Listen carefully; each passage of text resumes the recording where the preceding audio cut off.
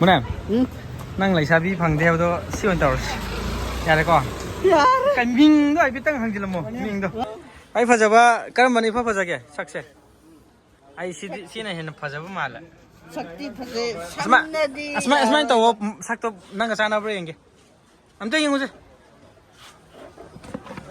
ada nang sana deh. Hai ma'am ngasi di bonem se aina ngarang nahan mau untuk kayaknya tahu gitu tuh. Aku yang tetap sih ada bagi aina mau untuk punishment tahu gitu. Aduh nungai mana tuh ngasi koi bapak putu pire bapak nungdang sih dah. Berarti makai tel manung sih dah koi deh. Aduh juga magi fan masuk tuh kau bau deh tuh. Mai fan masuk thing này.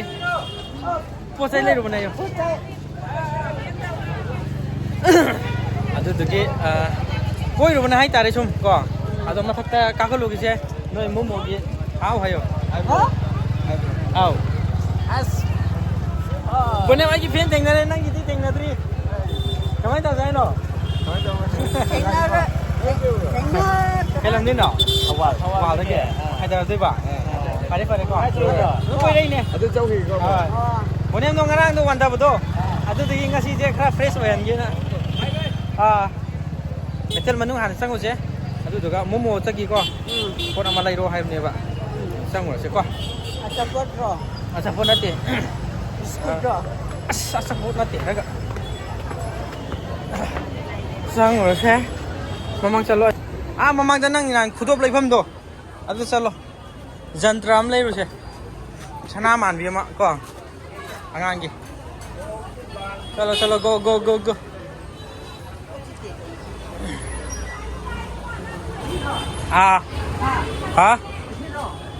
Sidagi lerso abok tay lerso yare abo. Jantra macam lauke. Jantra. Angang masagi ham na bani buko. Sahi padri bangang.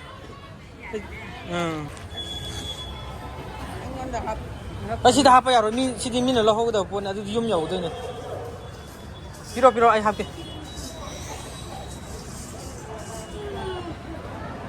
Bok sida dum lau roko. Nanti. Aiji. Ye ni. Nungai berapa kamu? Nungai bro.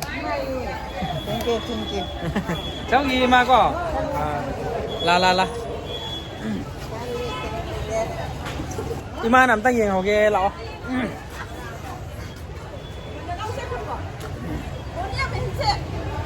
Em trong ngày nắng gì được. Nắng chi cái con cái đâu lạnh được. Quên cái này. Quên làm vậy thì xin nói đấy ra tàu của tập luôn con. Ấy là gì vậy? Ai mà muốn cái gì mà? Muốn nhá.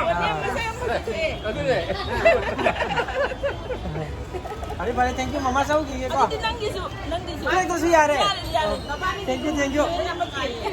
Ulen gari to thar sa kar tum license na ba. Bye chale ma. As dup supire bunem. Pai phigau da ko no te kini. Phigau da pa ya de sisu pa chelo se. Phigau da pa ya de ko.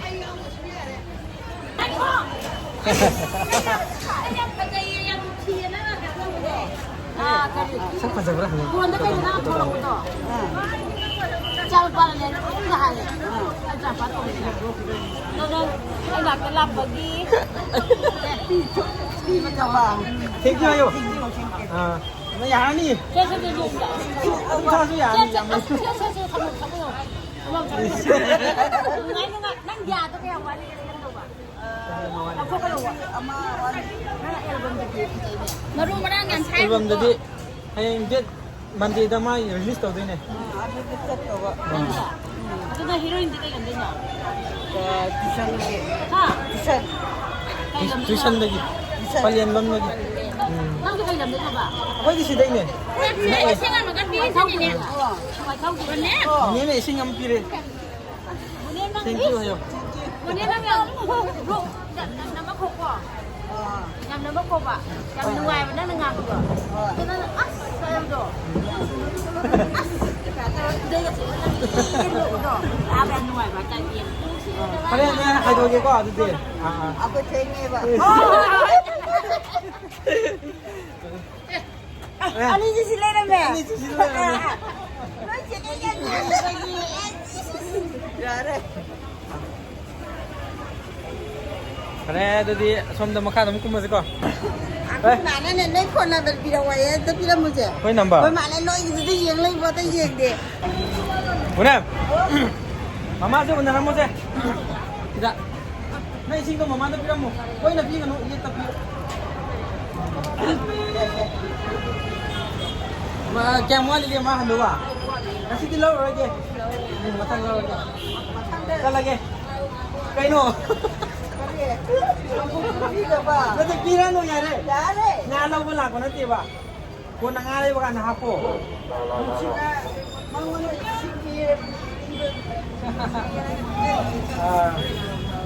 Yari jamban le. Ni yon jauh ba. Tahu ni jung. Yari saya su. Yari. Boleh mesti tu pot khaiมันหลักก็ตาเลยboleh.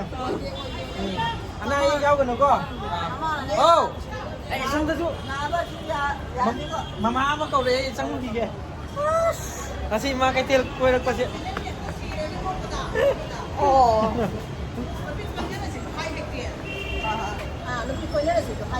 Hai tahu mana? Kau minat saya. Aduh di. Aina hai betul cuma drama. Kau minat saya ada isu kau bayar ini. Nang aina pamjai nang sijai koi jara ke hayo. Kau minat si hayo di hayo. Bukan apa. Karena di koi nasi ada di Nang awak dah hayo ba, nang dia mesti dah pangger. Kau ini si hai kata apa? Dah tu wari, nang Wah, dia main nupi tiga. Ah. nang jenis yang dah di sini, nang jenis apa ni ini? Nang jenis dia. Si bisa tu si hari yang mana? Loin. Ya, si mana nak makan kita dah sudah. Kau kuah indah. Oh ni yang di kanta tu. Oh ni yang di ni. Tadi mana dia mah? Thank you ayo. Thank you. Mama anak ini kau kena ayo. Anak jauh ke Ayek na yaw kan ba? Mo yam silo alam mo. Kau jam silo ayo. Jam na sila. Lam ko ba ka sabro? Kau jam silo ayo. La ko ba Mama kau jam silo kau ayo. ko ba mamari ko ba sa na. Sadi. Nang sa ko. Sadi. Wang sa ka ba? Yang ka sadi. Oh. Nabi nanti apa ka? Yin nanti pulak pa ayo ni. Kayu na. Pula ka ba sa no ba? Pulak pa silo ba? Kayu ni. Pura nai nani lau lau kayu toro ke. Nahagi na isa yaw ra ano no. Ini lupa terapi gitu mau anda. Tara dia na yaw ra no hai ba to. Ko yeng ba de. Atong yeng ba nang ibalu ba khang ba ni na. Pada. Ay ada khang ka sa ko. Pada saya lagi kau. Lagi. Boleh. Sana masih mau. Apa? Ay ako ano. Ay yaw ra. Ni yang di. Iya. Kayak ni pasal kita thank you hai dah ba. Ni yang ka to ka na ke na hai.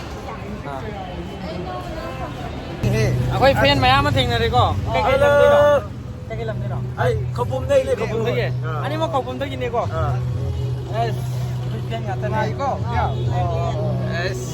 ဘာဖိပစားဆောင်ကြီးရဲ့ Madal lang dito. Ay, ito may mga. Madam. Bye bye. Bye bye. ဘာနဲ့နိုင်ဖင်းမရမထင်နေကောဘာနဲ့ဒီဖင်းမထင်ရတယ်မရမ Maksa kapo do. Yoto.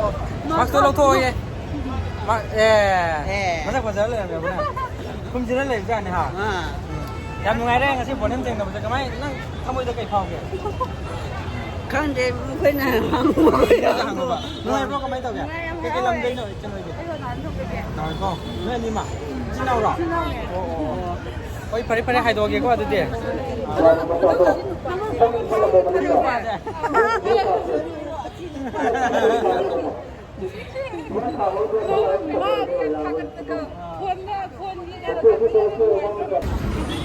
นั่งภาษาจะแต่ว่าคุยได้ก่อนจำคุยได้แก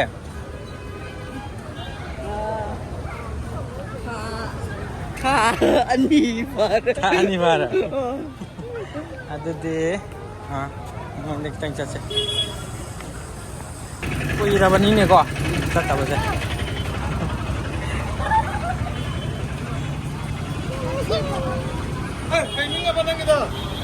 보냄. 생각이 고훈이 봐. thôi dạ hai tôi tăng hai rồi hả hả? Có mấy tôi đi kìa. Đúng ngày đi. nơi đi ngoài đi bằng gì lúc này nó Ngày đi. Mà. Ngồi tôi còn.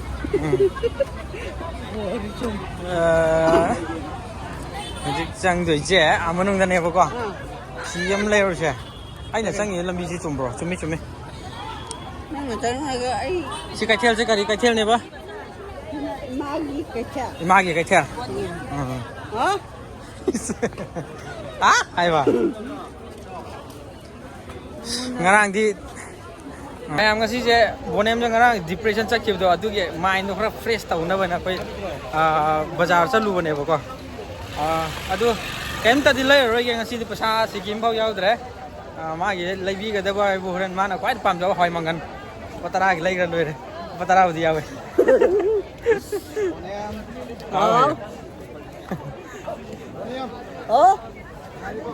ngày đi hiểu không được lậu cái nó vô lấy giúp hai bê tăng Pero achit pa siya. mayam bazar đó lậu cột mayam vô lên à tăng hai rồi Mayam bazar ta lao. Pot dam na yon ba yaw ko. cái pot vô cái xin là cái nó vô lấy giúp habi rồi Ha? habi này Sung ke. tujak Tujak. Yon. tujak vô lấy ba Tujak tu. à Mijak tin na ti ko. mijak na te tujak ka mijak ka yam khen này da Pero chu yon le. piron chu vô lấy ang nang isu papan mama kalla je nang dress yo na ba ko de sanga ga nang ju nai ma gi ma kalla na kal nge bra hay da Hay rồi. hay rồi ba hay ta ga di to restaurant koran o potom ka min je bora kap tar upai lete ha Upay lete. Upay lete. Upay lete. Nabadi kami na gete. ya photo kap khaba matung akhoi mu manung ta na koi ru gi doi ne aduga cái yon ma dum yengo si lei roi doi ne ya ko Mangan di le. lei roi doi ne adu yeng doi ni natra sendan ma am yo le bana Tidak amaka. nang gi di yaro inu pi gi ne si di Pido. Ai ki le sabi.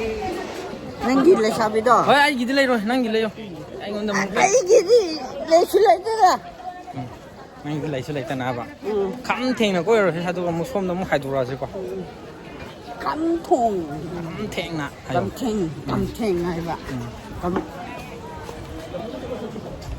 Masa pia rồi.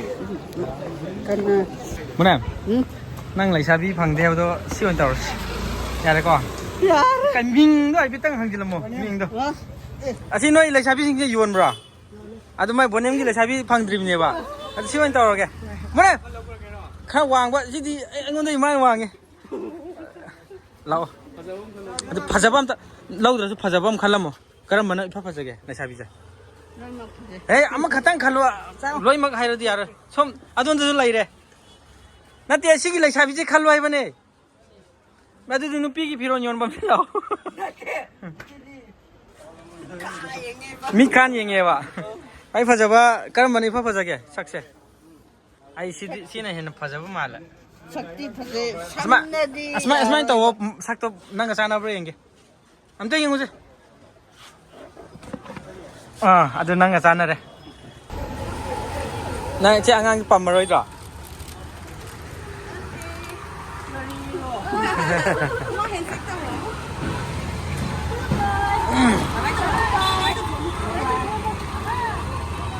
bai taro mai acha pura mani ho ra du di hay tao bên đây ta bọn em rồi bye bye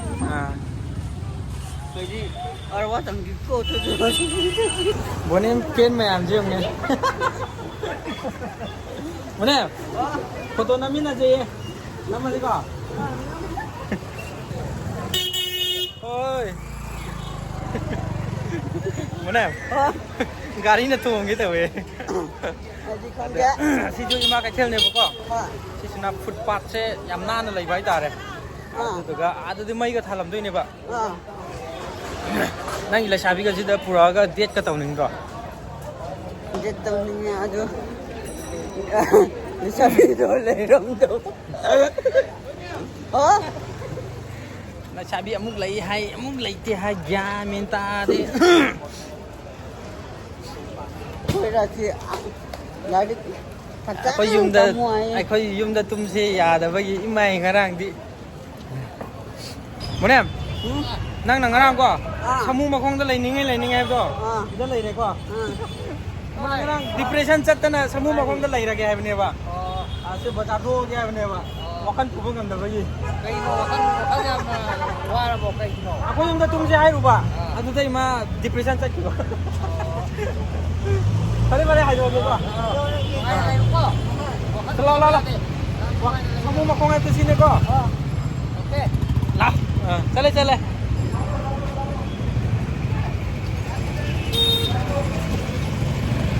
asya yam nungai yum phau ba khong ga sat pa ya ri nungai ga dam ne microphone ju yaw dre ngasi di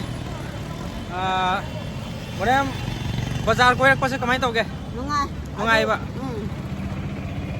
nungdang dan yo khoi thari se ha Aduh, jum dah. Nak lera di nungai dia. hoi yum da lai badu nungai tabak en putok pane bo ko ado nan aina akoi yum da tum se na nang na wakhan wa ba do adu dugi ngasi wakhan se khra nungai na ba putok pane bo ko nangi wakhal da kari phauge Ni nak. Aduh nak kau pergi nungai. nungai ba adu ngasi koi ba ji nungai bro nungai tab hai ro Nungai. nungai ba pe lam na tro Bela. khong na chat ba humang taram pe le ko humang khra thokan se na en putok pane da ngasi di pung lu pe nangan ga loi chot le adu di yum yor ga amu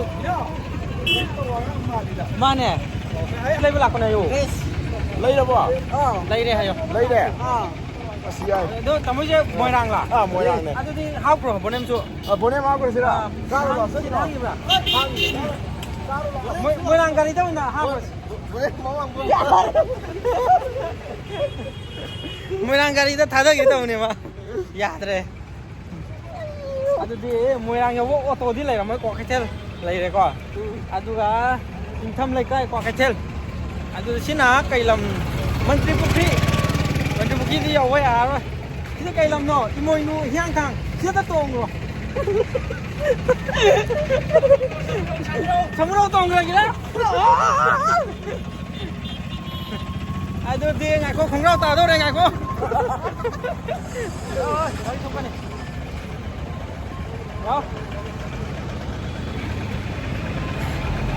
bà ra thì thôi thank you là ngày xí cái đi thôi sẽ tao dùng cái nữa là xe cô mà thằng gì blog tao muốn thành ra xe bye bye